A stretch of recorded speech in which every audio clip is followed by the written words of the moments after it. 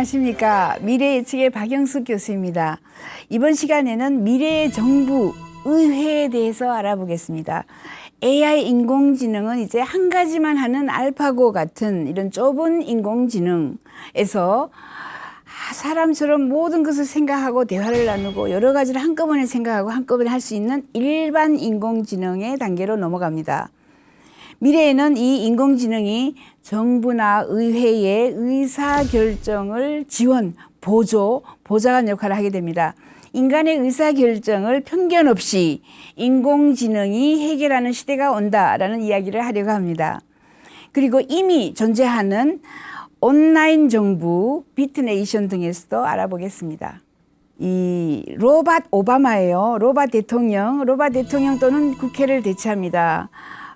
그 로봇이 이제 알파고 같은 이 인공지능이 이 한국에 있는 또는 뭐 전 세계에 있는 아니면 미국에 있는 법을 다 읽어요. 외웠어요. 모든 규제, 규율을 다 읽고 외웠어요. 그리고 거기에 필요한 데이터를 다 외우고 아침마다 이 뉴스라든가 SNS, 페이스북을 다 읽어서 여론조사 2,000명 하는 게 아니라 여론조사 5천만 명 우리나라 전 인구가 하는 이야기들을 듣고 잘잘못을 따져서 국회의원들이 결정하지 못하고 오락가락하거나 또는 편견을 가지고 하는 이런 일들을 로봇이 철저하게 인공지능이 가장 좋은 정책, 가장 좋은 방법, 가장 좋은 대안을 뽑아준다, 내준다, 특히 국회의원에게 조언한다, 보좌관 역할을 한다. 이렇게 보시면 됩니다. 공존사회를 만들 수 있는 인공지능 AI 엔진을 개발하고 있고 또 뭐 어렵고 무섭고 두려운 이런 자리에 AI 로봇이 가서 일을 대체하는 이런 것이 있죠. 공무원들이 이제는 더 이상 엄청난 정보를 가지고 분석할 수가 없어요. 인간의 머리는 3기가밖에 안 되는데 제 머리도 3기가밖에 안 되는데 이 인공지능은 수십억 기가. 갖다 붙일수록 더 많아지는 거죠. 컴퓨터를 많이 갖다 붙이면 더 늘어나니까. 이 벵고르체는 누구인가? 일반 인공지능의 대가입니다. 이 사람이. 일반 인공지능은 이제 오른쪽에 보는 소피아가 최초로 만들어진 가장 똑똑한 인공지능 로봇입니다. 왜냐하면 이 소피아는 60여 개의 표정을 짓고요. 말도 하고요. 말을 한다는 것은 그냥 우리가 프로그램해서 뭐 판에 박힌 말을 하는 게 아니라 대화를 나눕니다. 스스로 대화를 하면서 로봇끼리 또 배워요. 학습을 합니다. 학습까지 해요. 이 로봇을 만든 사람은 헨슨 로보틱스사가 자기 친구입니다. 이 사람이 바로 데이빗 헨슨이고요. 이 사람이 로봇을 만들었어요. 그 사람은 로봇을 만들고 로봇의 얼굴을 만져보면 플러버라는 특수한 물질로 만들어서 사람 얼굴처럼 촉촉합니다. 그래야 이 주름이라든가 웃을 때 그 표정을 그죠 찡그러지는 이런 모습을 표정을 띠기 때문에 특별하게 맞춘 이 플러버 러버예요. 그죠 고무 같은 물질로 얼굴을 만들었습니다. 이 벵고르체에게 이렇게 다양한 표정을 지을 수 있고요. 대화는 그냥도 할 수 있고 우리가 핸드폰을 통해 가지고 멀리에서도 여기 로봇에게 물어볼 수 있어요. 너 나이가 몇이냐? 너 어디서 태어났냐? 아니면 2+2는 뭐냐? 3이다. 뭐 이런 식으로 이야기를 할 수 있고 여기 보면은 요 로봇은 소피아가 아니고 한입니다. 한. 헨슨 로보틱스에서 한을 땄어요. 그래서 그리고 또 상대방의 말을 대화를 다 이해를 합니다. 그러니까 언어를 이해를 해야 돼요. 얘는 영어를 이해합니다. 아직 한국말은 이해를 못해요. 한국말을 얘가 이해하도록 프로그램을 해서 알고리즘을 만들어 놓고 하는데 한 2년 정도 걸린다 이렇게 합니다. 여기 지금 보는 이 로봇도 그죠? 지금 얘는 필립입니다. 다리 꼬고 멀리서 앉아서 대화하는 거 보면 사람인 줄 알아요. 정말 놀랐습니다. 저는 사람인지 착각했어요. 그런 정도로 로봇이 말하고 노래까지 하고 이해하고 분석하고 많은 정보를 분석해서 대답을 할 수 있는 이제 인간 같은 로봇. 이게 바로 일반지능입니다. 그냥 인공지능 또는 좁은 인공지능 또는 약 인공지능은 알파고처럼 한 가지밖에 못해요. 알파고는 앉아 있는데 차가 와서 자기를 박아서 죽여도 차가 오는 줄도 몰라요. 그죠? 상황 판단이 안 되기 때문에. 이제 인간 닮은 이런 똑똑한 로봇을 벤 고르첼이 지금 만들고 있는 중이고요. 이 졸탄 이스타반이라는 이 사람이 미국의 트랜스휴먼 당수고요. 그리고 미국의 지금 정부 예산에 600억 불 중에 국방 예산이 그죠? 뭐 엄청나게 많은데 그 예산을 10% 또는 1%만 투자하자. 어디에다가 바로 인공지능에다가 투자해서 사람들이 하기 싫은 일을 인공지능에게 맡기고 사람들이 혐오하거나 싫어하는 국회의원 싫어하는 일은 그냥 걔들이 하게 두고 나는 좀 더 화려하고 즐겁고 재미있고 이런 일들을 할 수 있게 하자. 그리고 트랜스휴먼 당수니까 인간에게 기계를 많이 이제 해서 성능을 향상시켜서 인간에게 뭐 다양한 일을 하게 만들어주자. 이런 이야기를 지금 이렇게 하고 있는 이 트랜스휴먼 당수. 이 사람도 지금 현재 기본소득을 주장하고 있습니다. 결국은 이제 다양한 시스템의 로봇을 활용을 잘 해야 되고 인간은 결국 기본소득의 시대로 갈 수밖에 없다. 실직자들이 너무 난무해서 길거리에 나와서 데모해서 사실 파괴해요. 두드려 부숩니다. 그 비용을 가지고 기본소득으로 나누어 주었을 때는 훨씬 더 경제적이고 훨씬 더 윈윈하는 전략이다. 이렇게 얘기합니다. 졸탄 이스타반이라고 이 지금 트랜스휴먼 당수는 이제 지금 자기가 스스로 대통령 후보이지만 국회나 정부가 불필요하다. AI 인공지능이 인간보다 훨씬 더 똑똑한 의사 결정을 할 수 있다. 보좌관이 아니라 앞으로는 국회의원 보좌관 역할을 처음엔 하겠지만은 점점 더 나아가서 사람들은 인공지능에게 더 의지할 것이다. 지금 현재 불이 납니다. 큰 빌딩에서 불이 났어요. 이미 그런 연구조사가 있습니다. 큰 불이 났어요. 그때 그 중에서 한 사람 소방 담당관이 이리 따라오세요, 날 따라오세요 했고요. 또 한편에서는 인공지능 즉 로봇이 나를 따라오세요 했습니다. 사람들이 누구 따라갔겠습니까? 전부 로봇을 따라갔다고 합니다. 왜냐하면 지난해나 뭐 인간인데 내가 지금 어디로 가야 할지 뭐 판단을 못하는데 저 사람은 어떻게 판단할까? 그죠? 그래서 로봇이 더 판단을 잘할 것이야 로봇을 따라갔다라는 게 이미 나온 이야기입니다. 그래서 이제 이 일반 인공지능이 발전하면은 인간보다 수십억 배로 똑똑해지기 때문에 계산도 빠르고 의견 수렴. 이제 2,000명에게 여론조사할 필요가 없이 5천만 명 여론 수렴이 인공지능을 할 수 있어요. 그죠? SNS를 다 읽어요. 누가 누구 욕을 하고 누가 누구를 뭐 칭찬하고 뉴스를 다 읽어요. 뉴스 읽었더니 이게 문제고 이거는 반대한 사람이 많고 이거는 찬성한 사람이 많고 이런 것들을 전부 다 머릿속에 이 인공지능 속에 인간은 3기가지만 엄청난 용량의 인공지능 속에 집어넣어서 그 인공지능을 흔들어서 결과가 나오면 훨씬 더 정확한 이 국민 의견 수렴이 되고 투표도 할 수 있고 그죠. 투표도 이제 상시로 하면서 거의 무료로 인공지능을 이용하면 할 수 있습니다. 그래서 국민이 원하는 법을 만들거나 예산을 배장을 할 수 있고요. 또 이미 제도가 있어요. 주민참여 예산제도, 주민참여 입법제도. 주민들이 스스로 스위스 같은 데는 입법을 그죠. 뭐 15만 명인가 뭐가 서명만 하면 입법을 할 수 있어요. 그래서 법을 우리가 스스로 만듭니다. 1년에 서너 번 국민 투표를 합니다. 이런 식으로 해서 법도 우리가 개개인이 국민이 만들고요. 국회의원이 만드는 게 아니고 개개인이 만들고 주민참여 예산제도는 예산도 국민들이 다 이렇게 어디에 얼마 쓰자 투표를 통해 가지고 할 수 있습니다.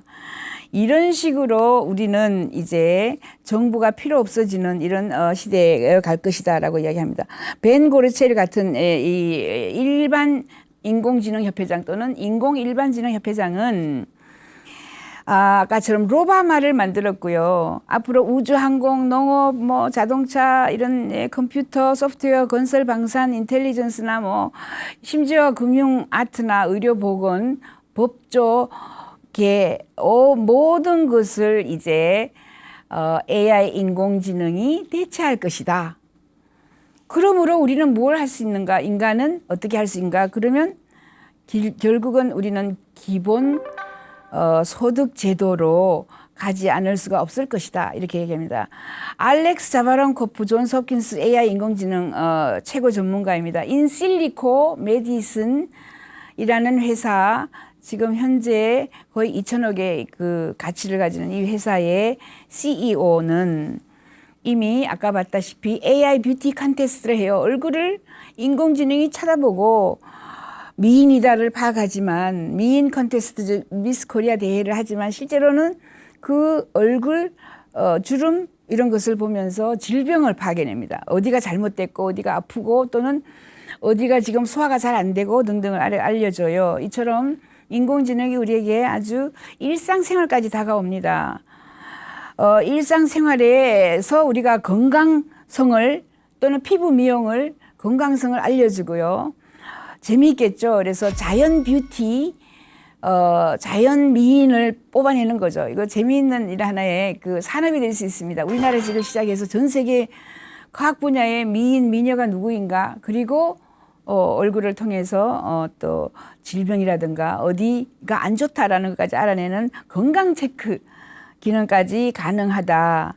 그래서 의견 수렴을 이제 AI가 하고 입법, 예산 뭐 이런 것들도 AI가 처리를 하게 된다면 이제 다양한 이 기본 소득이 우리에게 다가올 것이고 정부는 또 뭐 세계 헌법, 세계 시민처럼 해서 온라인의 가상 정부 같은 것들도 지금 많이 들어와 있습니다.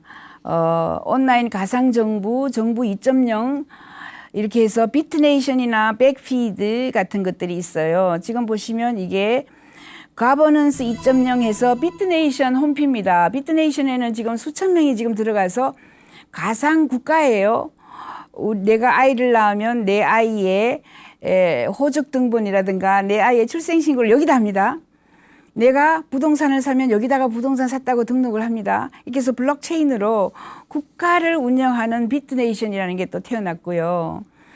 백피드라는 게 있습니다. 이 백피드는 이 비트네이션은 미국 사람이 만들었고요. 이 백피드는 이스라엘 사람이 만들어서 가상 국가예요. 많은 사람들이 들어가서 내가 이 국가에 소속됐다라는 소속감도 가지고 이제 중앙 집중이 아닌 그죠? 지방 분산형으로 가지고 가는 이런 시스템들이 많이 나와서 사람들이 이제 내가 대한민국 국민이지만 또 비트네이션의 국민도 될 수 있고 노르웨이 2030 국가 미래 보고서를 보면은 사실 이제 글로벌 정부가 탄생한다 이렇게 얘기합니다. 글로벌 정부가 탄생하는 것은 2030년 정도가 되면 기후변화가 너무 심해지고 여러 국가 간의 갈등, 전쟁이 심해지기 때문에 글로벌 정부 또는 지구촌에 세계 정부 하나만 있으면 경쟁하지 않고 기후변화를 해결할 수 있다. 그리고 국가가 뭐 블록별로 8개 블록, 아시아 블록, 아프리카 블록 이렇게 8개 국가로 크게 느슨한 국가가 형성될 것이다. 이런 이야기까지 하고 있어요. 세계 헌법도 나온다. 이렇게 얘기해서 월드 컨스티튜션 협회가 있어서 1958년에 만들어졌습니다. 지구촌에 헌법을 하나로 만들면 어떻게 될까? 이런 생각을 하는 거죠. 그래서 월드 시티즌, 세계 시민 재단도 있고요. 수많은 글로벌화되는 이런 상황이 되고 있고 세계 정부뿐만 아니라 세계 시민들에게 여권을 이미 허용해 주는 국가가 170여 개 국가가 있다. 이렇게 이야기를 하고 세계 정부는 뭐 다양한 이유가 있지만 기후변화 대안 우리나라는 CO2를 많이 내는데 CO2를 절감하는 이런 그 대책은 대안은 또는 뭐 예산은 내지 않는다. 이렇게 서로 그죠? 너희들이 많이 책임져라 하고 중국하고 미국하고 계속해서 기후변화에 대해서 갈등 관계를 가지죠. 그러나 세계 정부가 있으면 같은 정부니까 그죠? 대안이 빨리 나올 수가 있겠죠. 세계 시민을 만드는 방법들도 있습니다. 뭐 유엔이 만약에 유엔을 중심으로 한다면 유엔이 세금을 거두는 역할을 하고 안보리를 안전보장 이사회를 개혁을 해가지고 유엔 경찰도 만들고 유엔 형법 재판소도 만들고 뭐 이런 것들 다 만들어서 하나로 세계 정부를 만들 수가 있어요. 세계 정부로 만들 수가 있지만 지금 현재 가장 힘이 드는 것은 각 국가의 무장 해제. 미국이 자 세계 정부이니까 너희들 국방부 예산을 없애고 군인을 없애라 하겠습니까? 당장 겁이 나서 그죠? 소련이 하겠습니까? 가장 큰 문제는 각 국가의 무장 해제를 해야지만 세계 정부가 만들어지는데 그것이 가장 힘들다. 그래서 쉽지는 않다라고 줄리안 헉슬리라고 지금 이 사람이 바로 유네스코를 창립한 사람입니다. 유네스코 창업자, 창설자가 주장한 이야기죠. 뭐 세계 정부를 주창하거나 세계 정부가 중요하다라고 이야기하는 이런 각종 단체뿐만 아니라 기구, 협회, 재단들이 굉장히 많이 나오고 있습니다. 5천여 개의 글로벌 정부를 희망하는 이런 단체, 기구, 협회들이 지금 화면에서 보이고 있습니다. 그죠? 뭐 그렇게 해서 수많은 사람들이 결국은 이제 일자리가 소멸하고 로바마가 나와서 정부나 국회의원을 대신할 수도 있고 인공지능이 나와서 일자리를 뺏어가면은 뭐 기본소득제도도 나올 수가 있고 하지만 결국 사람들은 글로벌 정부를 희망하고 인류에게 최대의 서비스는 사실은 세계 시민권을 보장해 주는 것이다. 어느 나라를 가려면 비자가 필요하고 어느 나라를 가려면은 무엇이 필요하고 어느 나라는 또 부유한 국가하고 가난한 국가 간의 갈등이 있고 전쟁도 있고 그죠? 이런 수많은 갈등들을 해결하기 위해서는 오히려 정부를 하나로 만드는 게 가장 좋다. 헌법도 하나로 만들자.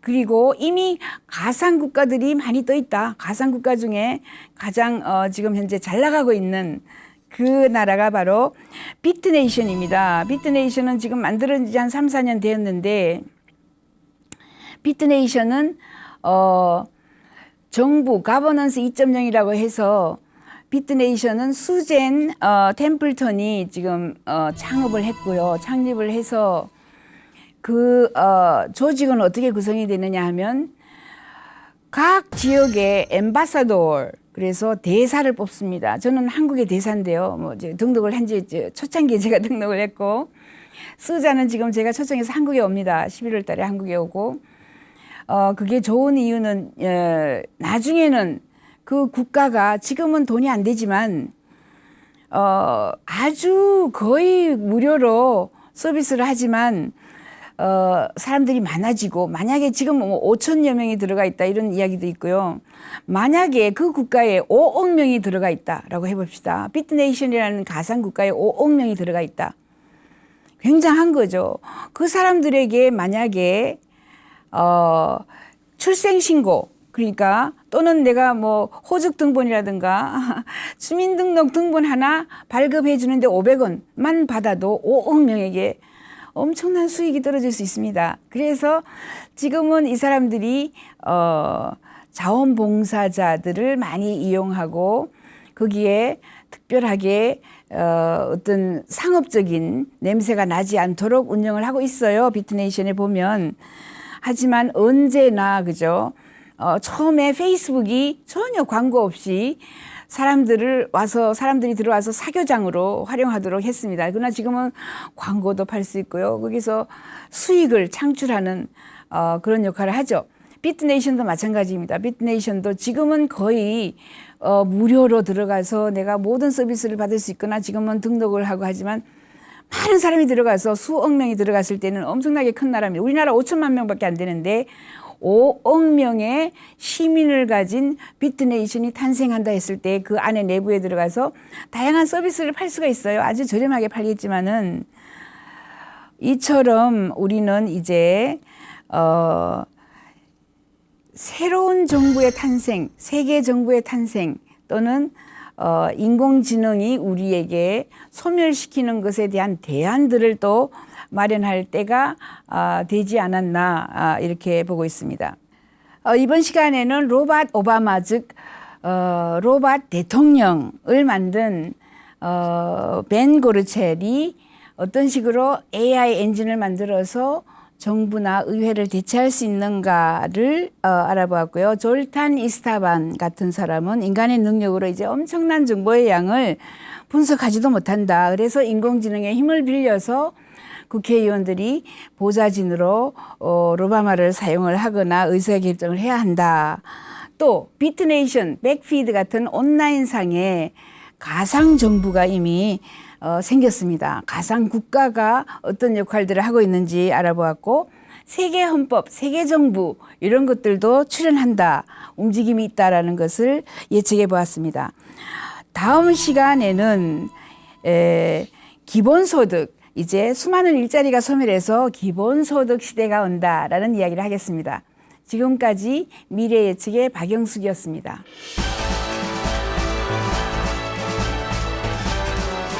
2030년이 되면 교육, 교통, 에너지 그리고 의식주가 싸진다. 지금 저희가 예측한 바로는 2040년이 되면 제조업이 소멸한다. 거의 미래에는 부에 대한 욕심이 줄어든다라고 합니다. 기본소득이 2030년이 되면 보편화가 된다. 결국은 모든 일자리를 인공지능이 다 가져갈 수도 있다.